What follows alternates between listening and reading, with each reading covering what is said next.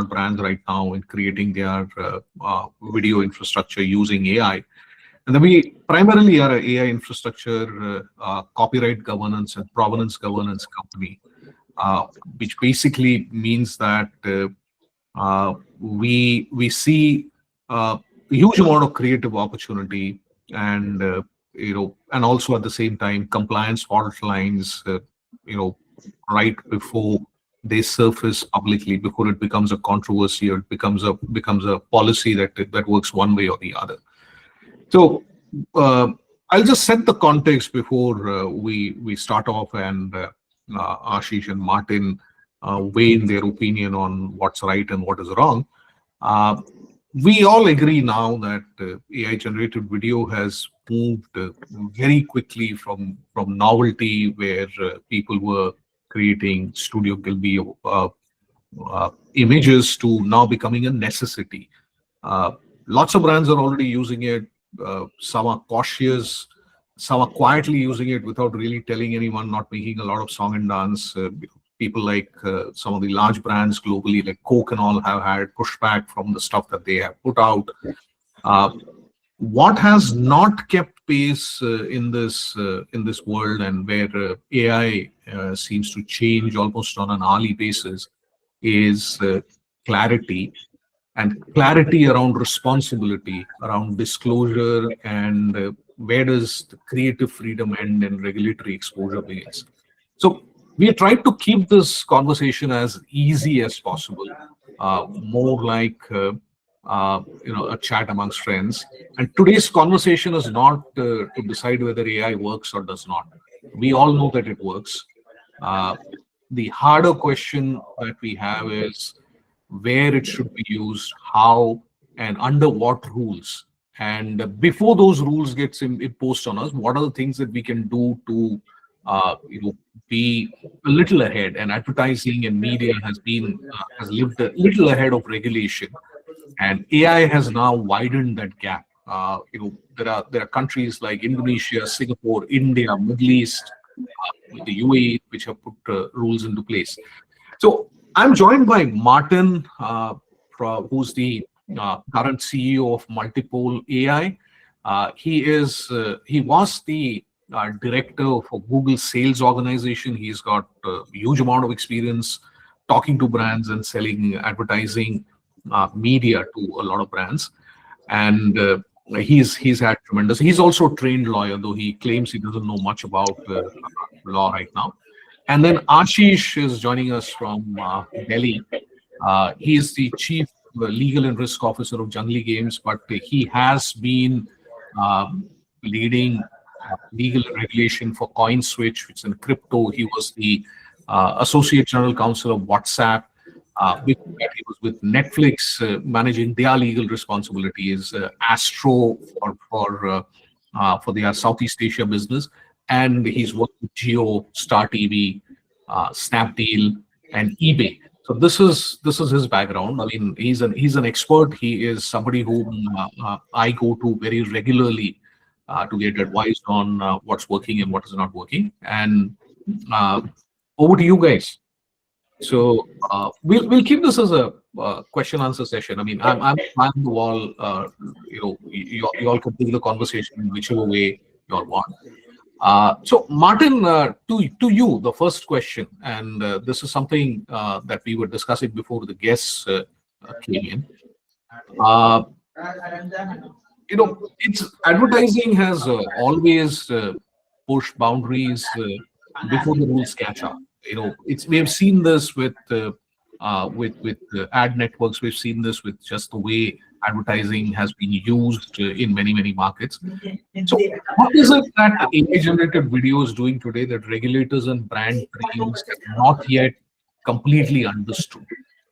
If we can start with that, and then we have to Ashish and continue.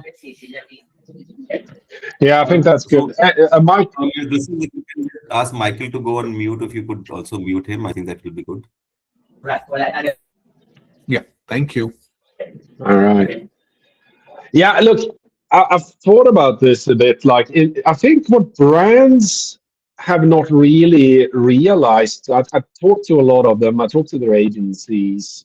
I think the big ones are just starting to realize how much faster they must move now. Um, so, because they used to be able to have sort of their resources and how hard it was to make a high-end video as part of their moat. A small brand, a small company couldn't really afford this. Now anyone can afford this, right? So they gotta up their pace.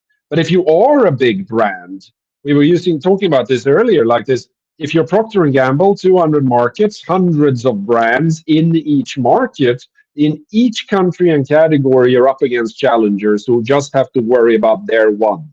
They're going to move very fast. So the competitive landscape is going to switch a lot for brands. So how do they do that and still maintain reasonable governance, right? Approval, brand safety, is it legal? The risks are far bigger than for many of those challenger brands, right? So when I look at things, I look at it from that very sort of practical perspective. They're all trying to figure this out, I think. For regulators, where my sense is right now is that all have at least clocked that there's a problem here in the sense of copyright and so forth, right? That's working its way through courts and legislative processes and so forth. In the EU, where they don't have AI tech stack, they're going, you shouldn't use copyrighted material. In America, where they have a tech industry to protect, there's instead going, we should worry about the output, right? And different countries will come down on that scale. But I think one thing regulators have not really embraced yet is what this is actually going to do politically. So historically, the cultural or creative industries of each country, they consisted, advertising was the base of the pyramid. You go and look at actors, directors, all of this infrastructure to create culture, a lot of it was based on advertising.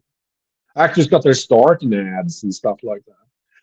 If this now switches to a generated model, and on top of that, if they allow this generated model to primarily be drawing from non-domestic tech, non-domestic data sources and so forth, you're going to see a hollowing out of local culture, local creative industries, so forth and so on, right? Everything from the makeup ladies to the camera people to script writers, all of it.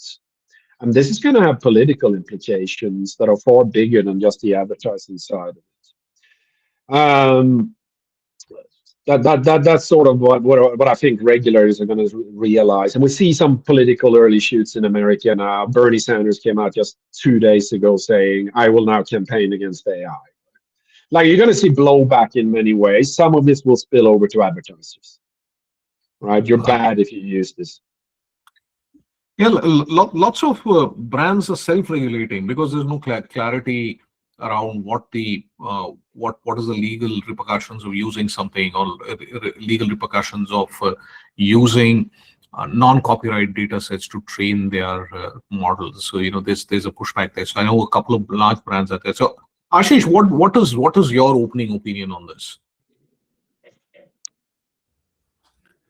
You're asking me? Sorry, I have bad kind of intent. Okay.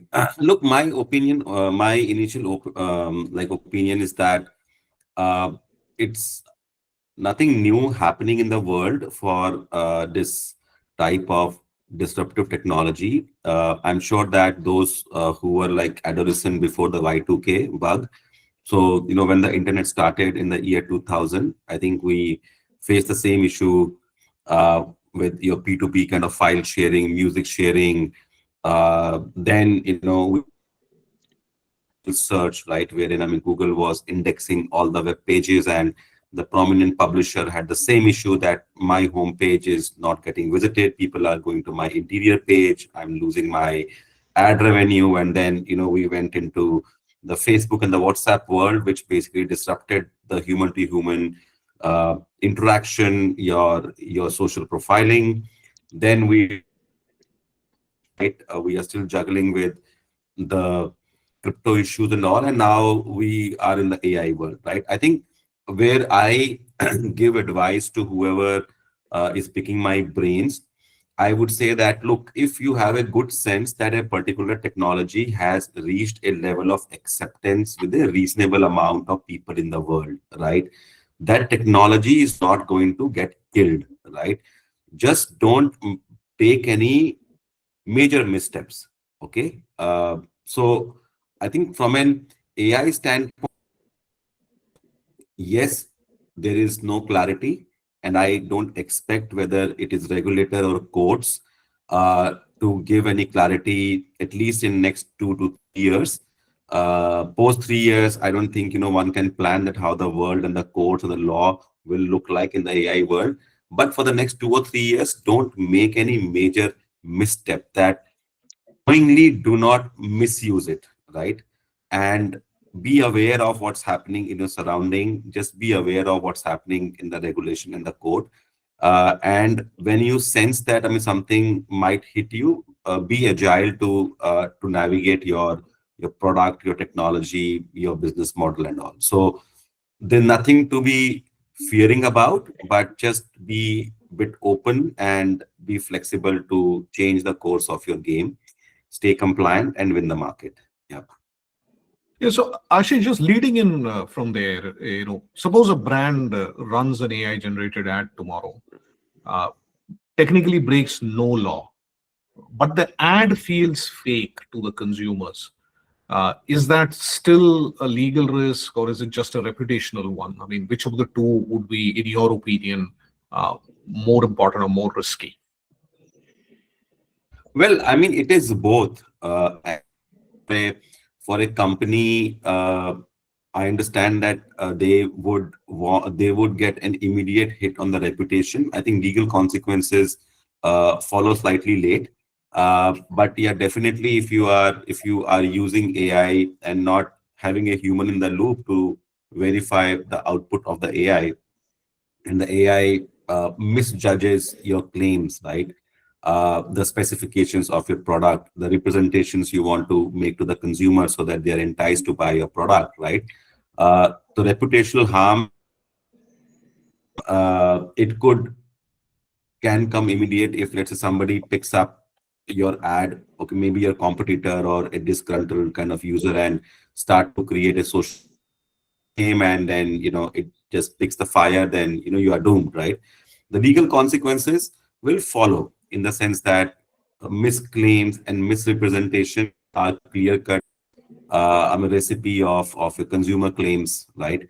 Now, if that particular product is regulated, let's say that product is into drugs and pharmacy or cosmetics or something like that, a food product, right? A D2C brand. Now, I mean, they are applied on a human being. You eat it and all, right? So if it causes any human harm, then you are up for disaster. So I think yes, the AI is extremely efficient, but I believe that at this stage, we should have output of the AI, and then I think the company should take a call to really release that advertisement in the public or not. And I can explain later that how at Junglee Games we have, built our own marketing and advertisement AI compliance, your say compliance AI tool, but that does not eliminate the human in the loop element, but that has significantly reduced the time of both marketing team and the legal team by over 80%. So, thanks for that, Ashish. I think if I understand what you're saying, simplified, use AI, but just be aware of what your AI tools, what your generative AI tools are doing to your brand, and how you're using. So, And have some Martin, human in the loop, have yeah, have a human eye to eyeball it. Yeah. Yeah, I mean, we work with say 1% to 5% of all the data that we collect for building the models. We have a whole human in the loop. I mean, there's a joke that we keep saying that for AI, a North Indian wedding and Diwali looks the same unless a human tells that one is Diwali and the other is a North Indian wedding. And I think that's a very good example of why a human in the loop is required. So coming to you, Martin, and you run ad campaigns, you optimize ads. There's always been this challenge of how much amount of personalization. So at what point does hyper-personalized AI-generated video stop being marketing and start looking like behavior manipulation? When does it like? Yeah, Yeah. this ties into what Ashish was saying, right? It's like, use this stuff, but don't do it sort of badly or in the wrong way, right? But what is that? So about 20 years ago, when I started working with ad tech a lot, I was more of a sort of direct marketing data guy. One of the things we did was and this is before privacy looked like anything like it looks like today, we were taking CRM databases and we were matching directly to publisher databases to their cookies. And we tested this, we could do it. You could go on to a publisher website, you're not logged on, and you could get an ad, a square ad that says, Ashish, you haven't paid your monthly phone bill. You owe us $60. Please pay now to avoid your late fee. Right? We could do that, and it would have been incredibly relevant, and it probably would have performed well, at least according to the CFO of the advertiser. But it falls under something we used to call the confines of creepiness. Right? The tech was there. The law was kind of okay with that, the way it looked in Australia at that time. But it would, of course, have been incredibly creepy. It would have been seen as incredibly manipulative. We would never have accepted that. It would have been a furor in media. It would have been blowback. But then you go, okay, so fast forward 20 years, all of us have this conversation with people where they think they are being surveilled and listened to. We were discussing A, B, or C, and all of a sudden, 5 minutes later, we see an ad on Facebook about this. Now, that may or may not be true. Most of the time, it's just a coincidence. It's a mind game. But even so, what's the reaction then of people? Is it to immediately flee Facebook in horror? No. It's to go, yeah, that's the time we live in. We'll just keep clicking and using it, right? So the confines of creepiness, I think, has moved dramatically in the last 20 years. And what people will simply put up with and think is that's just how life is now. So it's really hard to know what is wrong or right here. If I was to think about where would it, from a brand safety perspective, what would be blow up? What would be creepiness in generated video? If I go online and I get a generated video on, say, YouTube, where I log in and so forth, and says, Marty, this is, the charity for blind children. As a father of several children who have sight, why don't you donate a little bit? Because you can empathize with how that would be incredibly creepy, right? That would be too far from a brand safety perspective, even though it's technically very possible. But I can imagine if we move to a fully generated world where I not only think it's possible, I expect all content to be hyper-personalized and based on what my agent and my AI knows about me, I would start to think that's completely normal. So it's easy to say, don't take it too far. Knowing where the boundary goes, I don't know. And we all know there's going to be advertisers who are very happy to push these boundaries far beyond what we think is safe. So this is a moving feast here. It's going to get really interesting.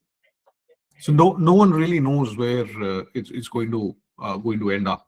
Because a couple of the agencies that we are talking to are talking about releasing maybe 20 videos in a week till about 6 months ago. Now they're talking about 200 to 300 smaller videos in a week, because they say that the blind spot that a video after a certain period is too high, so they want different things to happen, and then you add hyper personalization, and then it kind of is a sliding.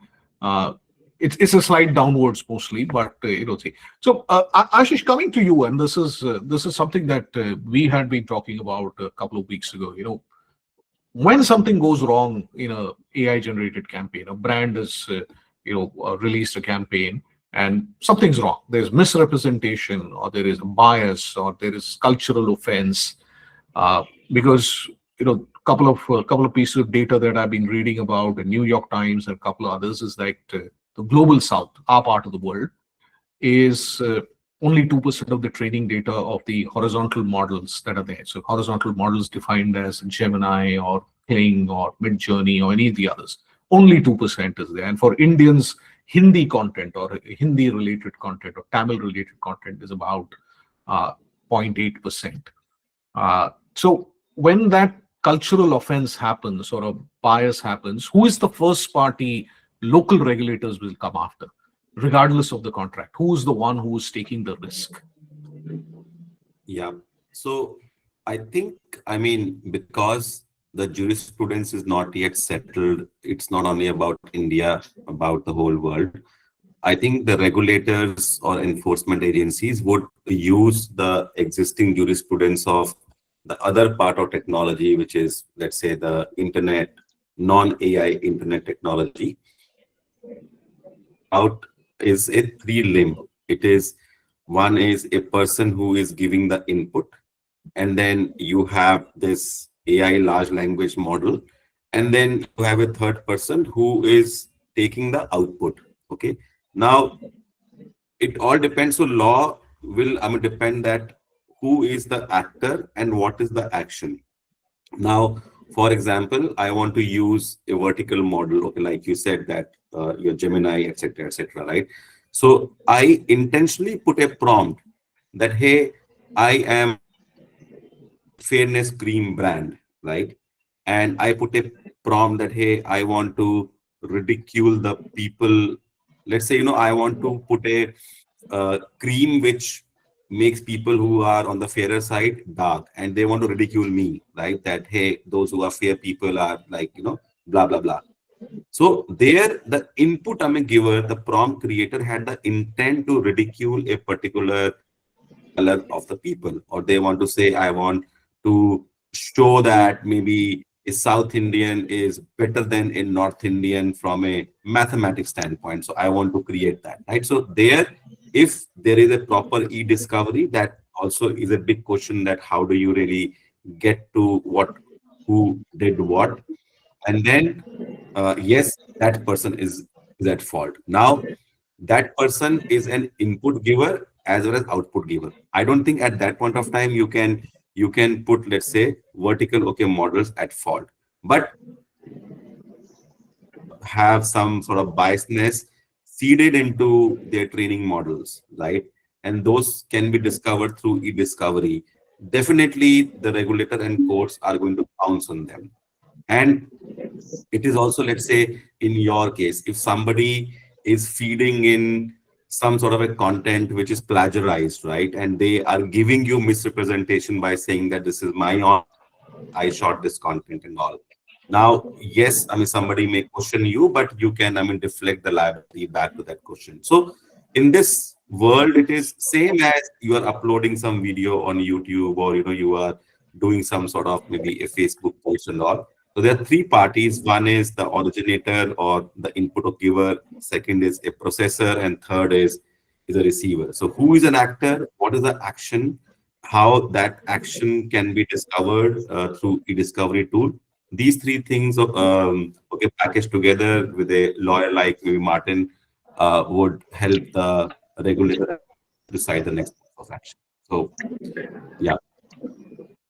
So well, what I'm hearing is that there is this is how I think the things will look like. Yeah. So from a non-legal standpoint, for me, it sounds as if the regulator at the moment does not know whom to go after. So they will have to. They will find out. Yeah, and then they will find out. Yeah. They will find out and then decide. I want to go to my first statement, that do not make any misstep. Like when you are training your model. Now, if you train your model to ridicule one class of people or one class of, let's say, society, or want to really show one class more than other class, right? So you intentionally are trying to play with the fire. If you're not doing that, and I believe that maybe 90-95% you are safe.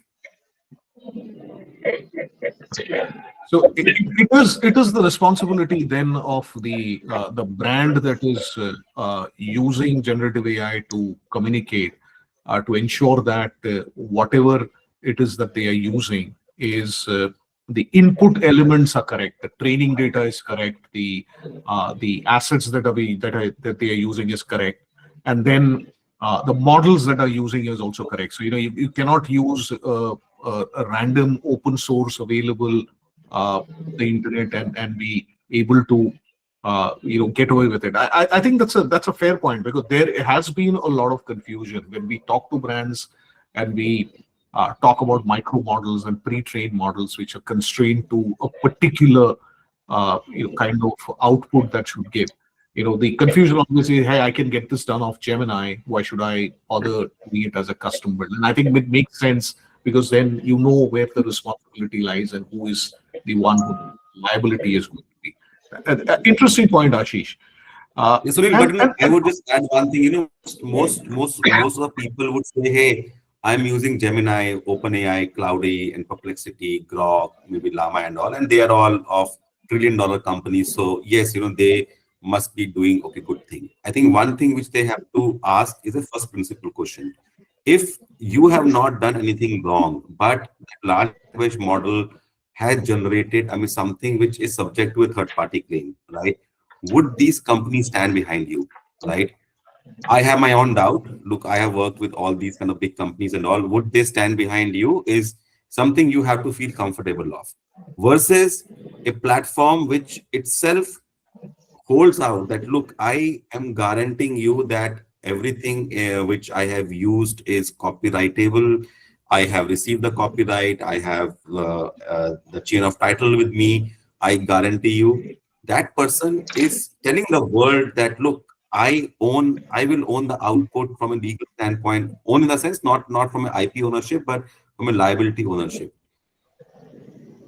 People will start to carve out their way that if it is a low-hanging fruit, it's fine. I can just go with a lateral model or a vertical model. But if something is very serious, right, then I have to really see that platform which is holding out to the people that I will back you in case you are sued for any copyright infringement or any kind of biasness claim. So who want to have those kind of heart of steel to stand out in the world?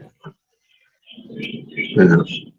I think if I'm to interject anything, I think it's a super. I think right now we can sort of still see the world as you say, with the three principal actors, but there is a technology shift coming with hyper personalization and sort of an end curation layer coming, right?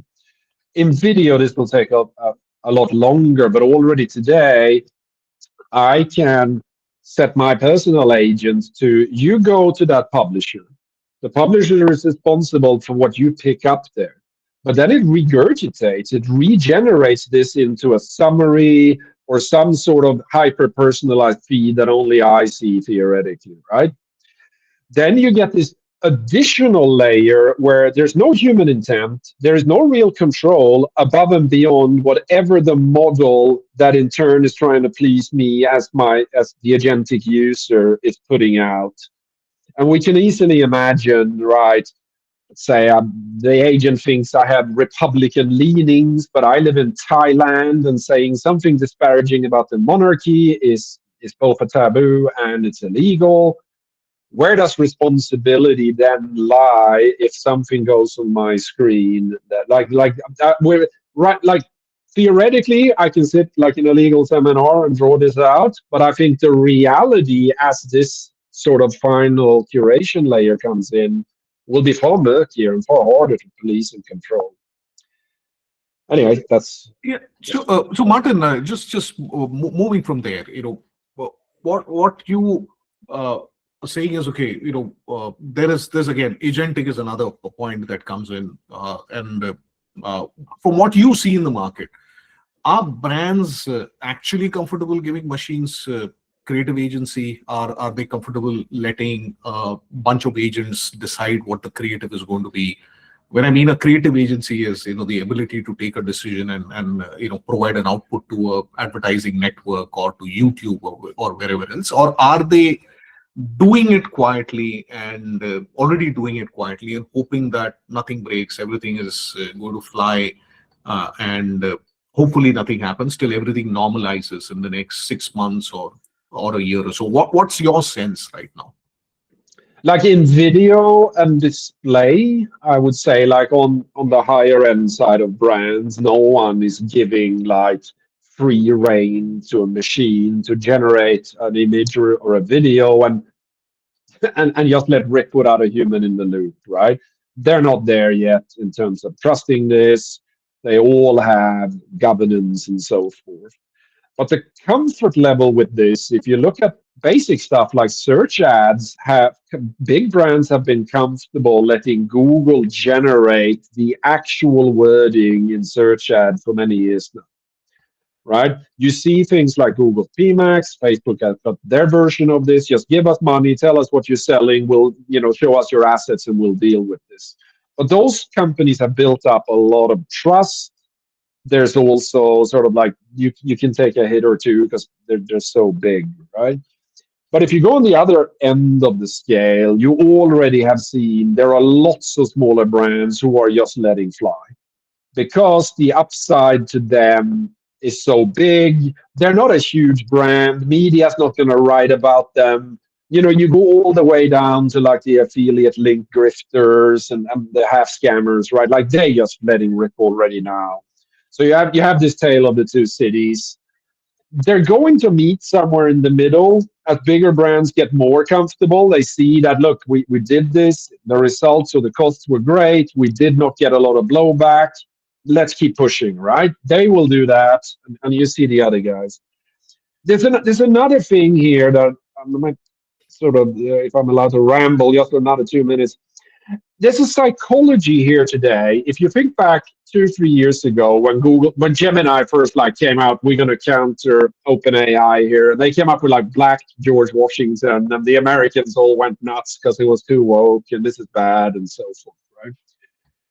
We're seeing no one gets angry at AI output anymore because when humans do something we object to, like an insensitive ad about the monarchy in Thailand, perhaps, we will have outrage. People will go after them. That was bad. You're bad. You should lose your job or whatever.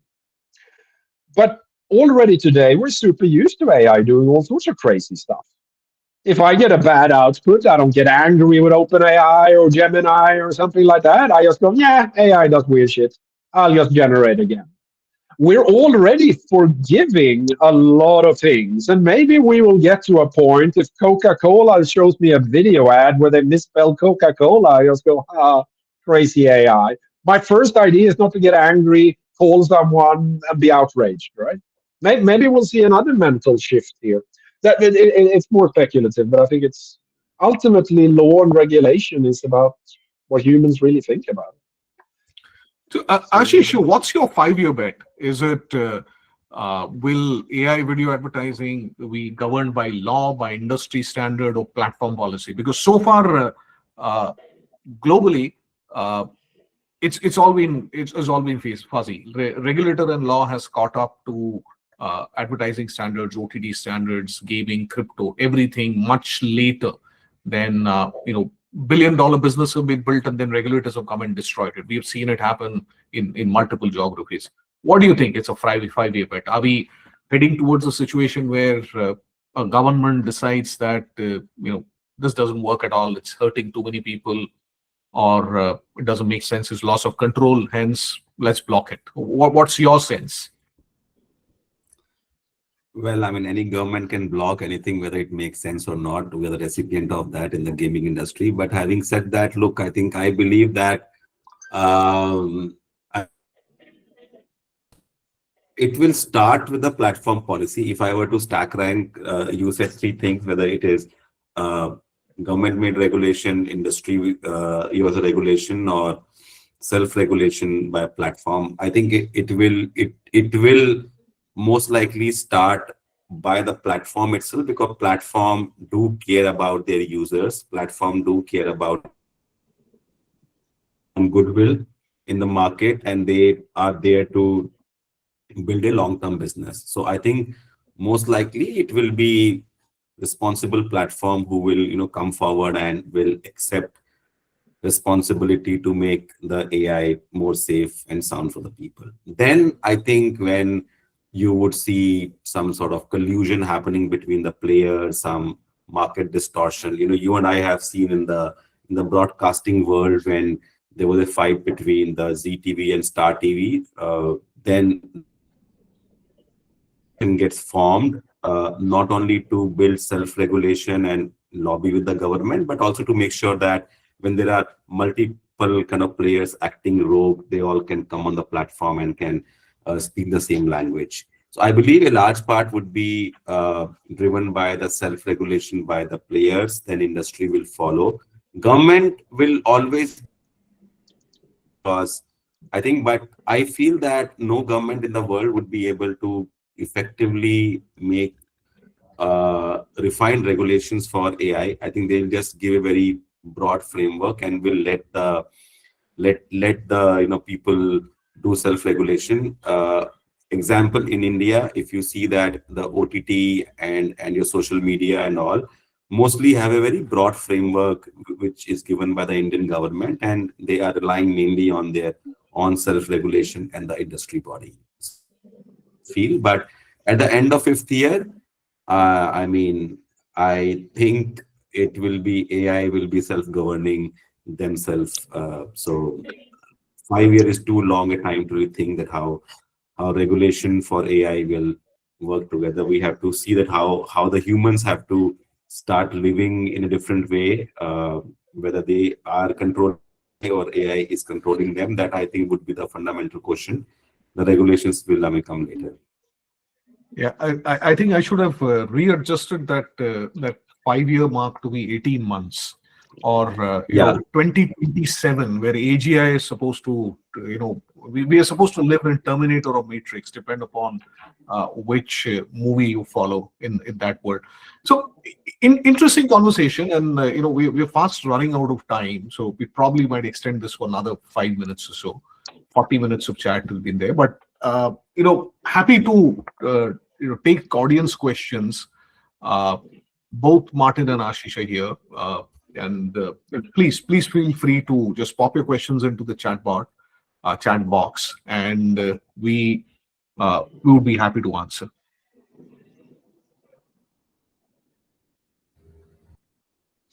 Personally, they can also open the camera and ask the question. Or you can stay behind, but not stay behind camera and still ask, but do ask.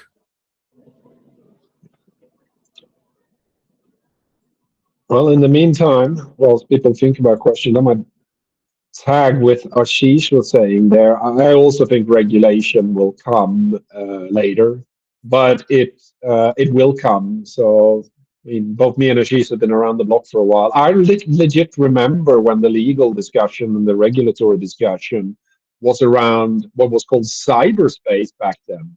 Does a nation state have the right to regulate what happens in cyberspace? Like this sounds insane today, but that was a question in the 1980s around the BBSs. Did copyright exist in cyberspace, or could I just do whatever I wanted? Could you commit a crime online was a real question. Now, in the 90s, we had different questions on, is a platform responsible for what the users put on there? That was resolved. All of this will come, but if you're honest today, the regulators don't know what the pain points will be. Therefore, they don't know what needs to be regulated and what can be left alone. And some of this will be decided by public outrage, right? And that will be different in different countries. There'll be a blow up somewhere in India, and India brings in a law that regulates that.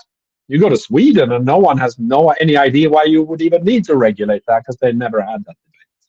We're going to see all these things happen. We've got a hand up from Rima there. Yes, there's Rima and also Nikhil. Nikhil, welcome to the chat. Nikhil Powers here. So he has asked a question to Ashish. But Rima, what's your question? Hi, everyone. Thanks very much for the conversation. It's been very interesting.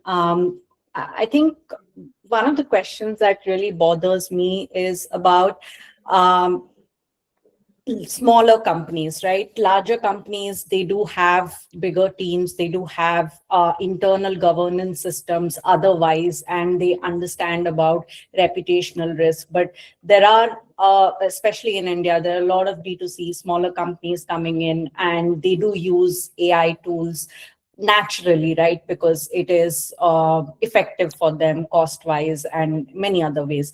Now, but then how do uh, how are we really be thinking about not breaching copyright, like basically not infringing copyright,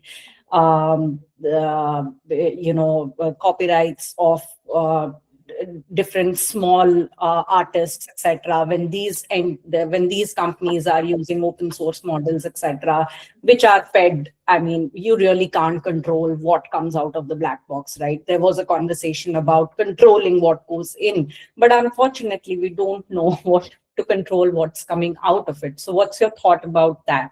And I think that's true about open source models, and I believe that in a way could be true about closed models as well, to an extent.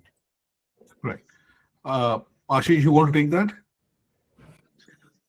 Yeah, I just will say two things. One, I think the same problem statement exists when we talk about stock. It's like we all go and pay some license fee to Getty Images and similar companies. We pay some sort of a small token fee, and that's their business model that they have contracted with various photographers and various freelancers to create a copyrightable repository for people like you and me to generate images. And there are people who would also do a Google search for your images, download it and remove the watermark and upload it, right?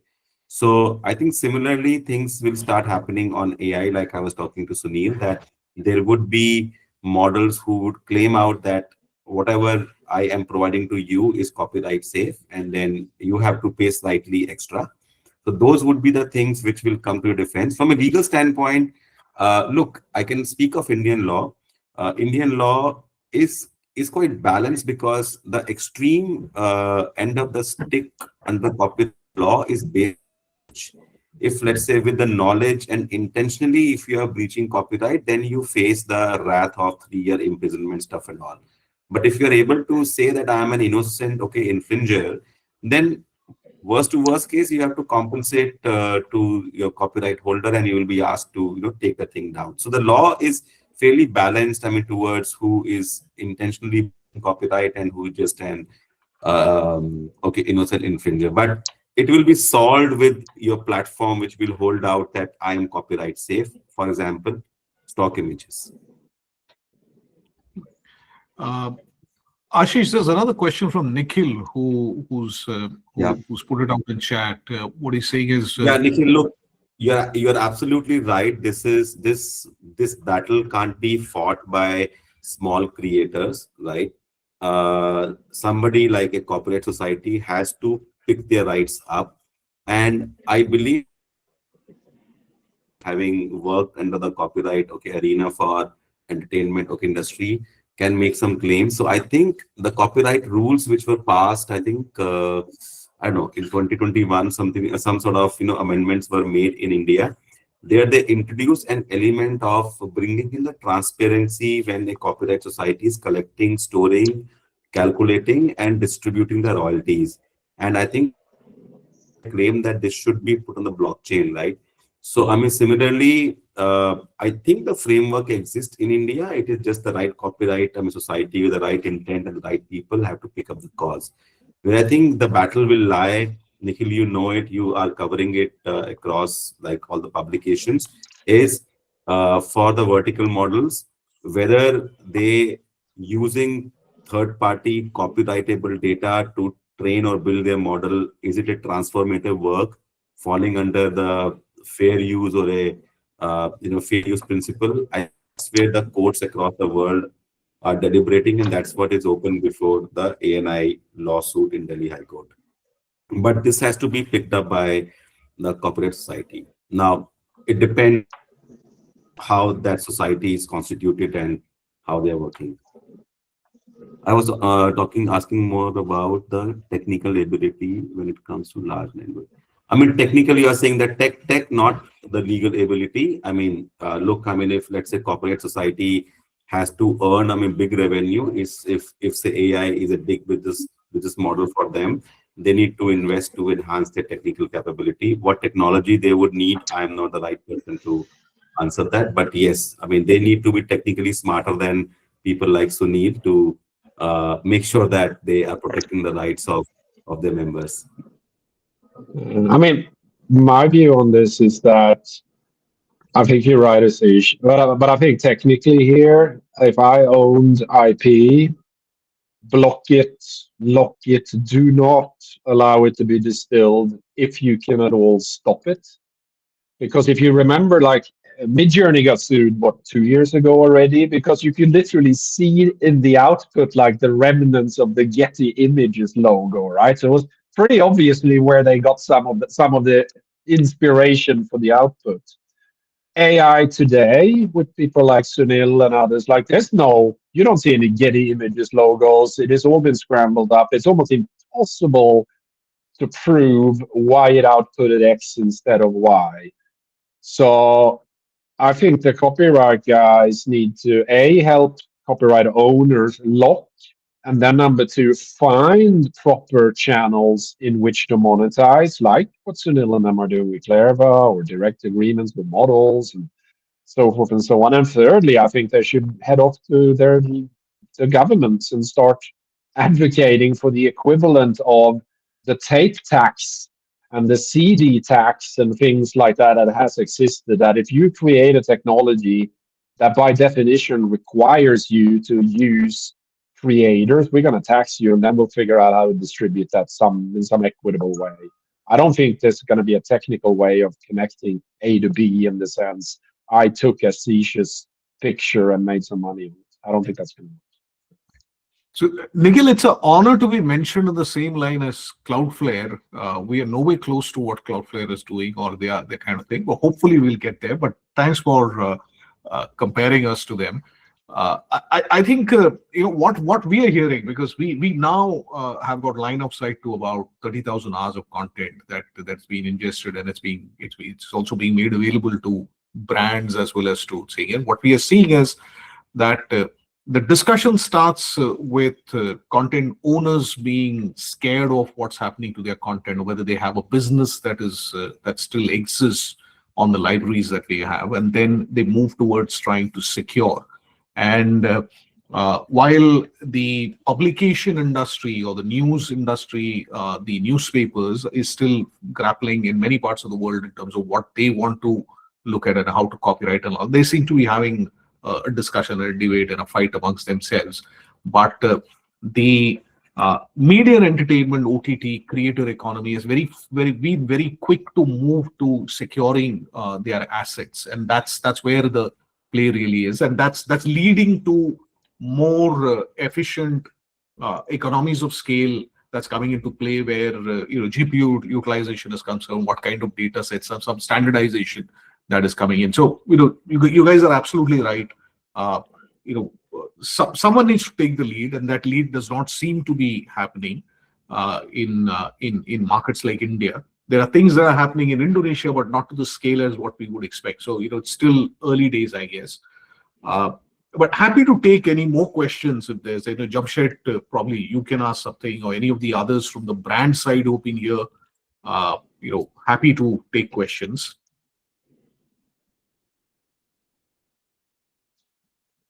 Hey, you're on mute, Jamshed. You're on mute. I don't have any questions, but I have a lot of reactions. So I don't know if it's appropriate. Please go ahead. Yeah. Okay, so obviously, the first reaction is consumers are always ahead of brands.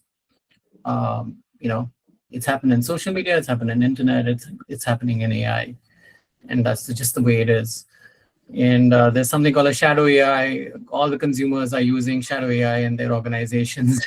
No, it's a big governance problem. So that's number one. Number two is, I think having been on the agency side as well as on the brand side, I can tell you is that one of the biggest ahas I had when I moved to the agency side is I thought content and creativity was one thing, but I think people don't understand that creativity, content, and production are three different things. Right. And I think AI's role in production is very high. AI's role in creativity may be very low. And I think that's the difference. And that's where Coca-Cola and McDonald's has made a mistake. They confuse production and creativity. They should have just used production capabilities with human creativity and humans inside the production capability. And they would have had a hit ad. I think going all out AI doesn't help. The other thing is I love everything what Martin said, but Martin disagree on the we will get used to AI. I don't think so. There is a counterculture movement called IRL. Just look it up. And this is huge. It's called In Real Life. And in real life persons, I have a friend who's joined the event business. She told me that the event business has grown 50%. People are sick of AI and want to do IRLs. The other thing is that everybody's creating AI content, nobody's testing it. Tell me who's tested AI content. We've forgotten how to test creativity in the advertising industry.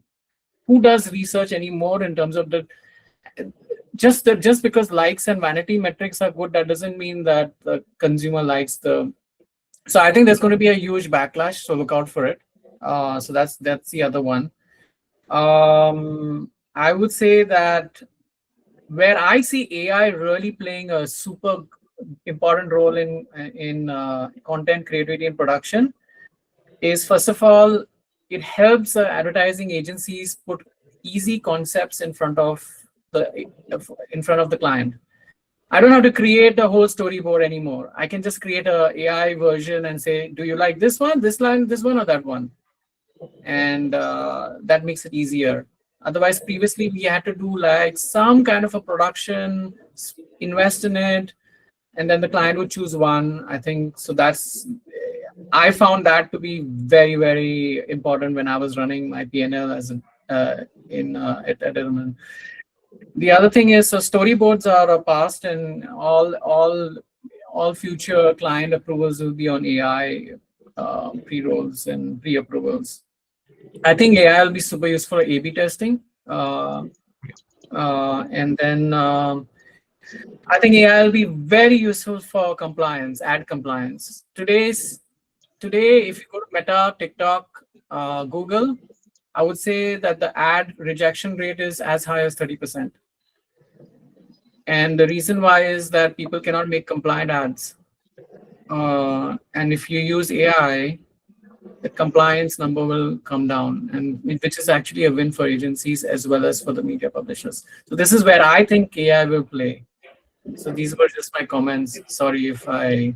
No, not at all, Jamshed. I mean, your point about generative AI for video being a production tool is absolutely right.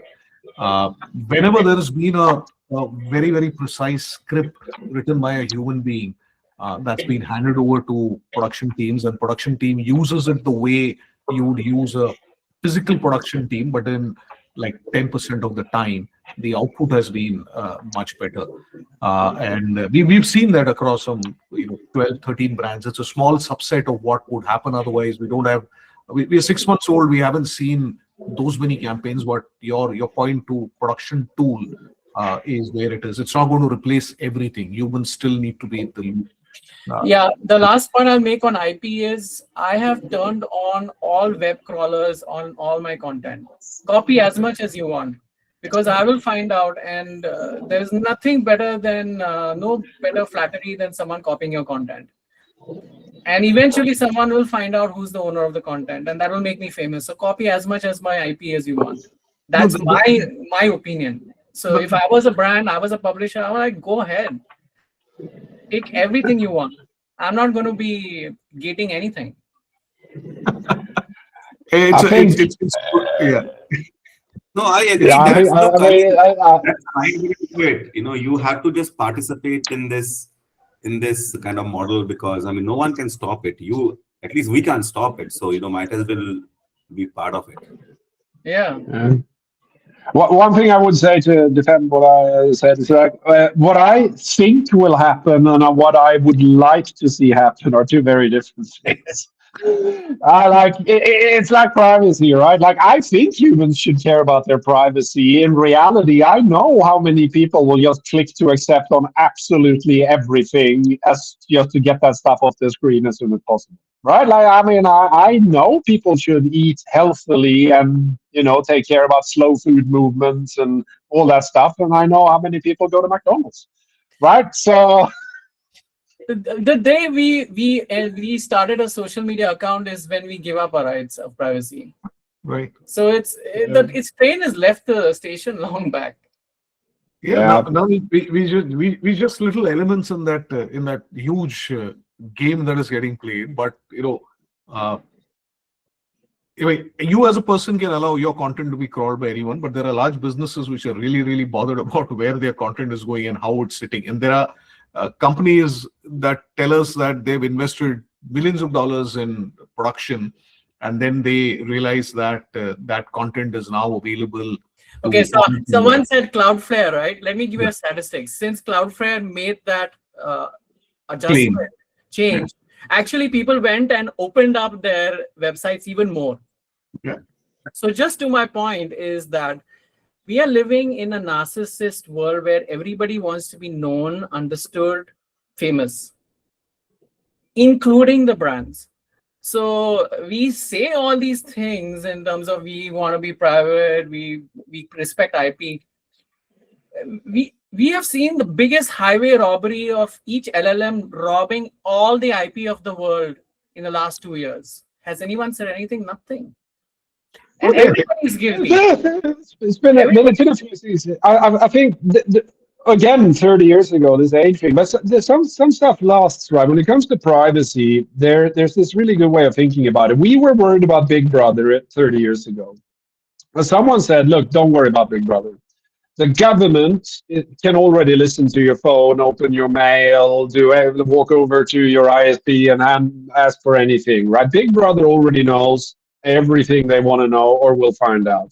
The problem is actually Little Brother, meaning my coworkers, my family, my close relatives, my friends, right? I have to live with the fact that Google knows what I search for, but I might not want Sunil to know some of those searches, right? I might, right? Like I think there is a protection layer that most people would still want. Now, on social media, yes, some people have no filter whatsoever, but most of us probably don't want, say, our medical searches to be available to our neighbors, right? Yeah, but Martin, to your point, it's a generational thing. If you ask Gen Alpha, everyone will say, I have a therapist. Yeah. Look, I have 4 Gen Alphas in the house here. I know what they watch. I know how they think. I don't understand any of it. So, but that'll be their problem. So this privacy thing will end with our generation. The authenticity and the shame or guilt of doing whatever is going to go away because everybody's going to live unprivate lives anyway, because nobody cares a shit about the new generation doesn't give a shit about. I have people come up to me and say, you know what, I'm going to take 2 days off. I'm going through some mental wellness issues. I mean, you would never catch our generation say that in front of our boss, but this generation doesn't care. Yeah. So I think we've run out of time and we've seen people, leaving fast. Thanks a lot for doing this, Martin, Ashish, Jamshed. Thanks for your end remarks and interesting inputs. And thanks for everyone who participated in it. We were not expecting these many people to join in, but grateful for this. And we'll try to do this more often. We'll get more subjects and more subject experts going in, and look forward to seeing you again. Thanks a lot. Thank you. Thanks. Thank you. Bye.